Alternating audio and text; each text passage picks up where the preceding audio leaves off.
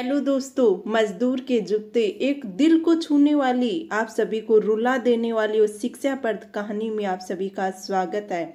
एक बार एक शिक्षक संपन्न परिवार से संबंध रखने वाले एक युवा शिष्य के साथ कहीं टहलने निकले तो उन्होंने देखा कि रास्ते में पुराने हो चुके एक जूते की जोड़ी उतरे हुए पड़े हैं, जो संभवतः है पास के खेत में काम कर रहे गरीब मजदूर के थे, जो अब अपना काम खत्म कर घर वापस जाने की तैयारी कर रहा था।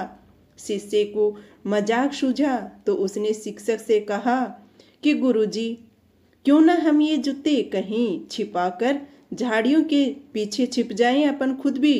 जब वो मजदूर इन्हें यहाँ नहीं पाकर घबराएगा तो बड़ा मजा आएगा। बच्चा था तो उसने ऐसी बातें सोच ली। शिक्षक गंभीरता से बोले, किसी गरीब के साथ इस तरह का भद्दा मजाक करना ठीक नहीं है।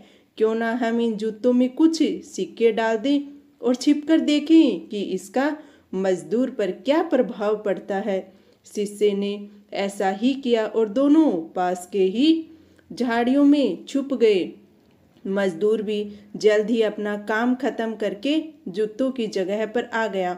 उसने जैसे ही एक पैर जूते में डाले, उसे किसी कठोर चीज का आभास हुआ। उसने जल्दी से जूते हाथ में लिए और देखा कि अंदर कुछ सिक्के पड़े थे। उसे बड़ा आश्चर्य हुआ और वह सिक्के हाथ में लेकर बड़े गौर से उन्हें पलट पलट कर देखने लगा। फिर वह इधर उधर देखने लगा।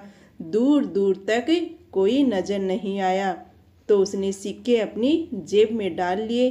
अब दूसरे उसका जूता था, उसको उठाया, उसमें भी सिक्के पड़े थे। मजदूर भाव विभोर हो गया और उसकी आंखों में आंसू आ गए। उसने हाथ जोड़कर ऊपर देखते हुए कहा, हे भगवान, समय पर प्राप्त इस सहायता के लिए उस अनजान सहायक का लाख लाख धन्यवाद।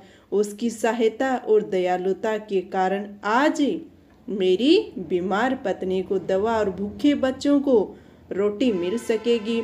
मजदूर की बातें सुनकर शिष्य की आंखें भर आई। शिक्षक ने शिष्य से कहा, क्या तुम्हारी मजाक वाली बात की अपेक्षा जूतों में सिक्के डालने से तुम्हें कम खुशी मिली है? शिष्य बोला, आपने आज मुझे जो पाठ पढ़ाया है उसे मैं जीवन भर नहीं भूलूंगा गुरुदेव। आज मैं उन शब्दों का मतलब समझ गया हूँ जिन्हें मैं पहले कभी नहीं समझ पाया था। लेने की अपेक्षा देना कहीं अधिक आनंददायी होता है।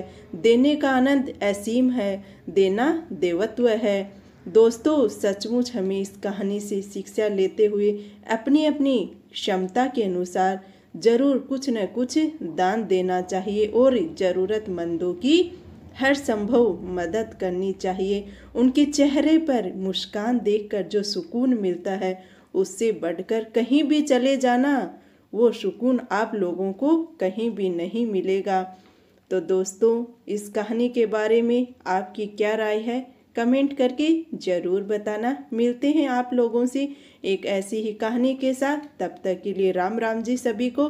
Thank you. आप सभी भी हमेशा खुश रहो, आगे बढ़ते रहो, यही दुआ है मेरी भगवान से। Thank you ji.